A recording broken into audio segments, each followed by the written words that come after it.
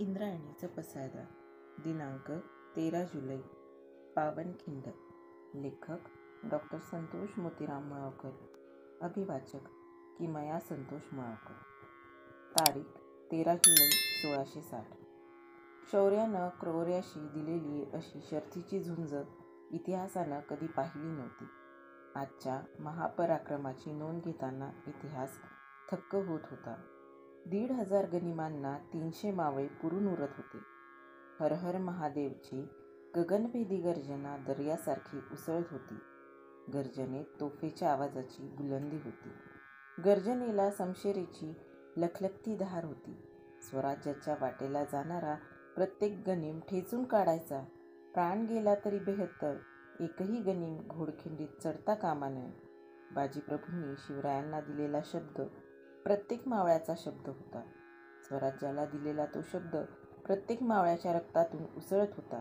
विशाळ गडावर महाराज पोहोचल्याचे तोफेचे आवाज येईपर्यंत घोडखिंड लढवायची होती. खिंडीच्या तोंडाशी मूर्तिमंत महापराक्रम बाजीप्रभूंच्या रूपानं उभा होता. बाजूला मावळ्यांची जिवंत पोलादी भिंत होती. मावळ्यांच्या उरात आवेश अभेद्य होता. गनिमांना ठेचून काढण्यासाठी हातात दगडगोटे होते.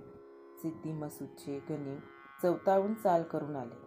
बाजीप्रभूंची शमशेर विद्युल्लतेच्या वेगानं फिरू लागली. गनीम कापले जाऊ लागले.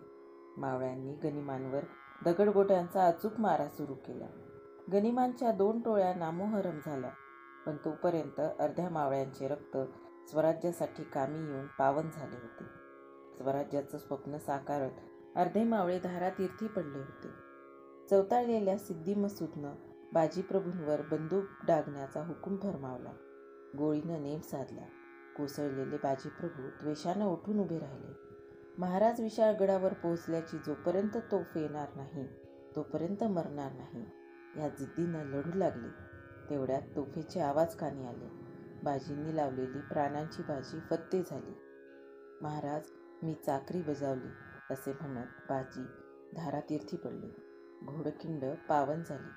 बाजींच्या शूर मृतदेहाला वाटू लागले, माझ्या मावळ्यांच्या देहाला झालेल्या जखमांमध्येच स्वराज्याची पताका उभी राहणार आहे अन आमच्या महापराक्रमी शमशेरीसारखीच वेगानं फडकत राहणार आहे.